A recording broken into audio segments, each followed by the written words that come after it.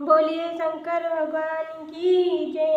एक समय की बात है, जया और विजया नामक पार्वती जी की दो सखियां परस्पर विचार कर पार्वती से जाकर कहा कि शंकर जी के द्वार पर जो हमारे आख्याय गण एवं द्वार पर विराजमान रहते हैं, उन पर हमारा अधिकार होते हुए भी कुछ भी अधिकार नहीं है, क्योंकि हमारा मन उनसे नहीं मिलता है। अतएव हे भगवती, हे पुण्यशील, एक हमारी भी कोई गण होना चाहिए। आप उसी की रचना करिए। देवी पार्वती को सखियों की यह बात प्रिय लगी और उन्होंने उसकी रचना की इच्छा की। जब एक समय पार्वती स्नान कर रही थी और नंदी द्वार पर बैठे हुए थे, तब उसने उनसे मना कर भी शंकर जी हट कर मंदिर में प्रवेश कर गए, जिससे लज्जित हो जगदम्बा तुरंत उठी बैठी।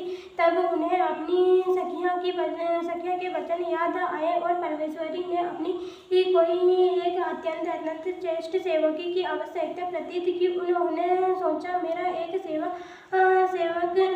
हो जो मेरी आज्ञा से कदापि विलंब न होवे। ऐसा विचार कर पार्वती जी अपने शरीर के मेल से सर्व लक्षण संपन्न एक पुरुष का निर्माण किया। वह शरीर के सब आवल्यों से निर्दोष यहाँ थे, किंतु सुंदर विशाल और पूर्व स्वभाव संपन्न तथा महाबली एवं पराक्रमी था। पार्वती जी ने उसे अनेक प्रकार के वस्त्रों से सजा, अनेक प्रकार के अलंकारों से युक्त कर बड़ा आशीर्वाद दिया और कहा कि तुम ही एकमात्र मेरे पुत्र हो, दूसरा कोई नहीं है। पुत्र ने पार्वती जी से कहा कि हे माता, मेरे लिए क्या आज्ञा है।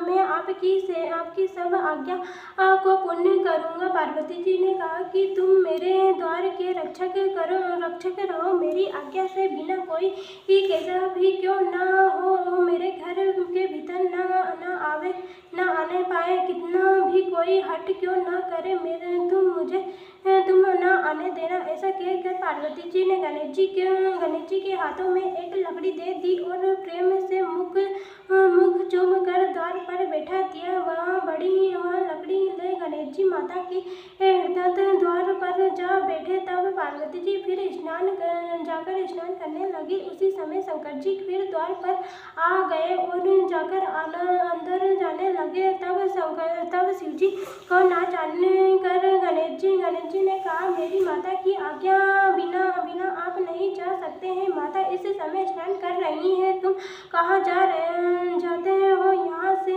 चले जाओ। यहाँ कहकर गणेश जी लकड़ी ले उन्हें रोक दिया।